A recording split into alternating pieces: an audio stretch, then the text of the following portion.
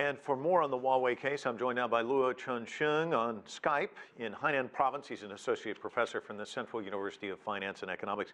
First, want to get your reaction to what happened in court today and just how long this whole thing has transpired. Well, I think this is a good news for temporary good news for us to hear about that the CEP will be released on bail. But I think this situation will jeopardize the U.S.-China economic relations, which is already fragile at this moment. You know, the arrest of Meng Wanzhou is a dangerous move by the United States. I think that the move are putting both Chinese and the U.S. businessmen into hesitation to establish and maintain business relations with each other. And let me ask you about just general reactions there in China. How is this case being viewed there? Well, I think in China, I'm not an expert of U.S. civil law, but we rarely heard about this kind of news. And it's hard to believe it's just, a law issue or something like this. We think this is there's a political reasons behind this situation.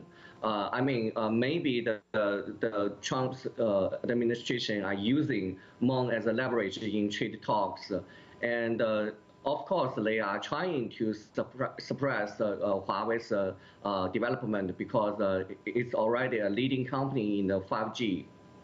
It's interesting because I asked a guest about this about an hour ago about the legal and political dimensions of the case. He seemed to dismiss the political dimensions, but right after I got off the air, the U.S. president told Reuters that he would consider intervening in the case of the Huawei CFO if it would serve national security and help with a China trade deal. That seems to spell out exactly what you were just saying, that this seems more like a political case than a legal one. Is that how you see it? Yes, sure. I think it's a political issue here, and I think it's kind of like Washington's moves are political motivation by Huawei's leading efforts in China's 5G innovations, and they are trying to protect their development and suppress China's economic development. It's not just me. I think there's a lot of my colleagues and Chinese economics, we are thinking about that, yes. What about trust between these two countries? Already there are some questions about that and the difficulties in hammering out a deal based on trust between these two nations. Does this damage that further? Yes, I think it will put a situation. We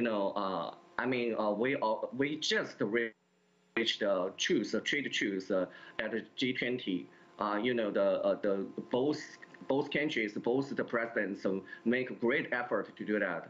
But this will jeopardize, the U.S.-China economic truce about this.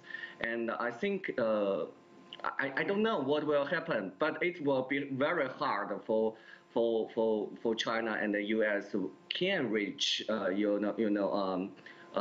deal within 90 days. It's a very short time, and if you are trying to create more and more difficulties for this, I'm not